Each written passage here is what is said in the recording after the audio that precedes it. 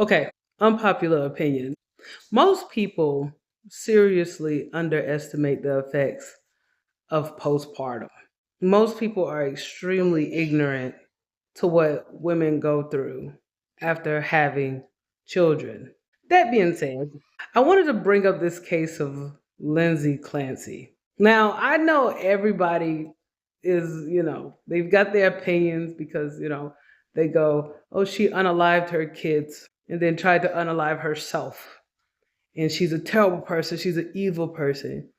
And harming your children, you should be locked up automatically. On the surface, I totally agree. However, I took some time to do a little bit of research and I came across a really cool video that kind of sums it up. And I'm going to kind of make an attempt to break it down a little bit. A chronological timeline of the Lindsay Clancy case. May 2022. Lindsay Clancy gives birth to her third child, 8-month-old Callan. She already has two others, 5-year-old Cora and 3-year-old Dawson. Within weeks, her mental health begins to collapse. Now, notice that she has a 5-year-old daughter and she has a 3-year-old son.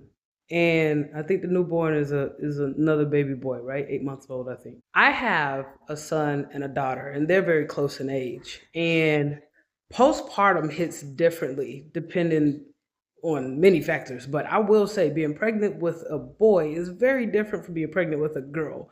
And the postpartum is very different as well. So I know this guy is doing a rundown and I'm doing a rundown, and it is kind of doing a disservice to the subject here, but just bear with me. This is what I'm getting at. The video basically said she just had 3 children back to back. That's 3 different postpartums. 3 completely different changes in a person's mental chemistry. I'm sorry, in this woman's mental chemistry. It's different for each child, and the genders are different, and that all plays a role in it. And being like, our mental health started breaking down.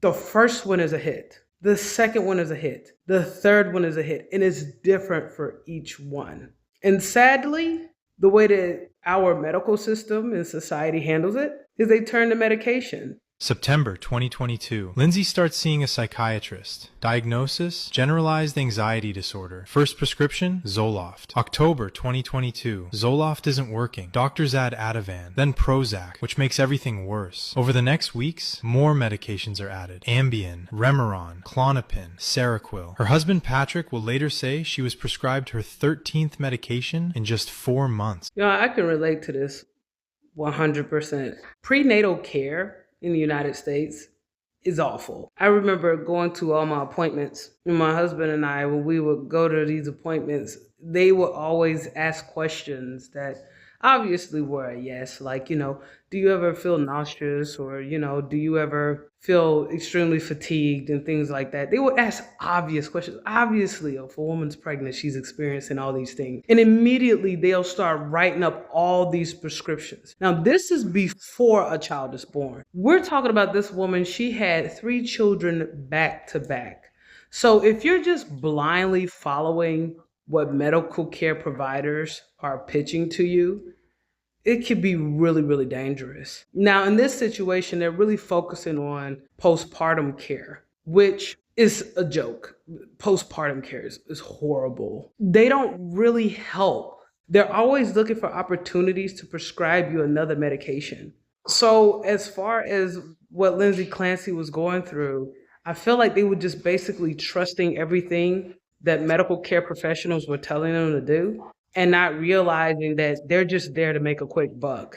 Every time they write a prescription, I guess they get some kind of kickback or something. One thing's for sure with me, I realize that it's a business. So when it comes to your family, they're just here to make money. They're not thinking about the health of you and your child and your family. 2022. Lindsay tells her husband she is hearing a man's voice, telling her this was her last chance, that she should die, that she had to take her children with her. Patrick tells the doctors she is 10,000 times worse since starting the medications. Their response? Increase the dose. December 20th, 2022. Lindsay checks herself into a partial hospitalization program at Women and Infants Hospital in Rhode Island. Staff determine she's been over-medicated and misdiagnosed. They rule she doesn't qualify for their postpartum psychosis program because she has no prior psychosis history and send her back to the exact same providers who have been treating her. And this is what I meant when I was saying that they're here to make money. These medical care professionals, they're here to make money. The overwhelming majority of them, they're not thinking about what's in the best interest of you and your family. So yeah, they over-medicated her, and then they said, oh, you're misdiagnosed. And then the very people who over-medicated her, they sent her back to those same people. And that is so common. Our medical system is not designed to help families at all. It is really literally for big pharma.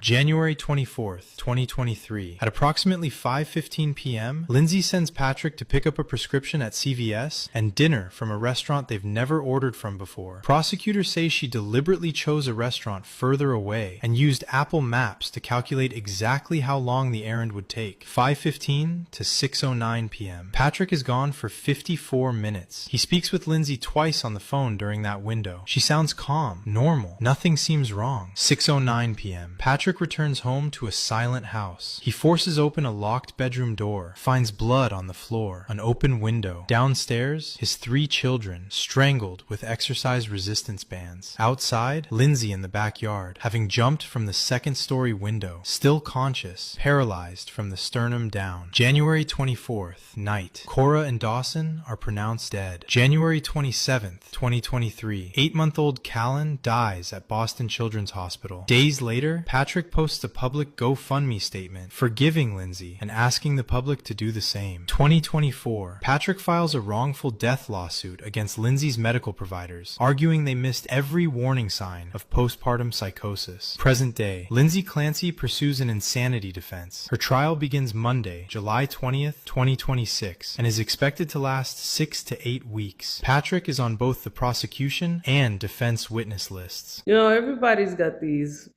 opinions about Patrick, the husband. Everything is like about polarization. Like, you know, are you on Lindsay's side? Are you on Patrick's side? And they use the children being unalived as an argument on what side you should choose. And it's awful. If you were to hear the last part of that clip, how she went about taking her children's lives, your first thought would be she's a monster, lock her up. But when you get the full picture of what happened, the medications that she was on, I hate to say it, but I feel like these pharmaceutical companies are to blame. Most people, they just go along with what the medical professionals say because they trust the medical professional. You've taken the Hippocratic oath. Like, you actually believe that you're helping people. You're trying to help people, so you think. And you would think that women and children, being the most vulnerable, that they would be the most protected. But that's not the case.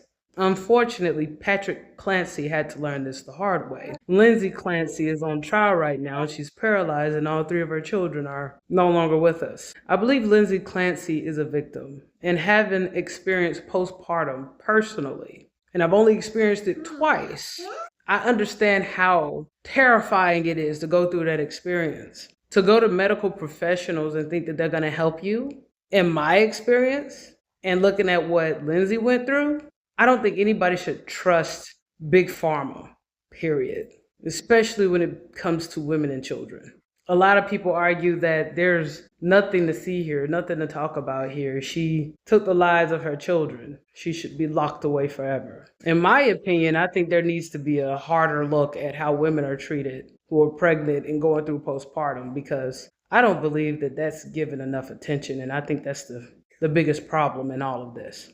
So what do you think? Is Lindsay Clancy just a monster who just decided to take the lives of her 3 children? Or is the Clancy family as a whole a victim of big pharma preying on them because she was going through something that was natural, postpartum, but they just saw it as another money grab? Leave in the comments below.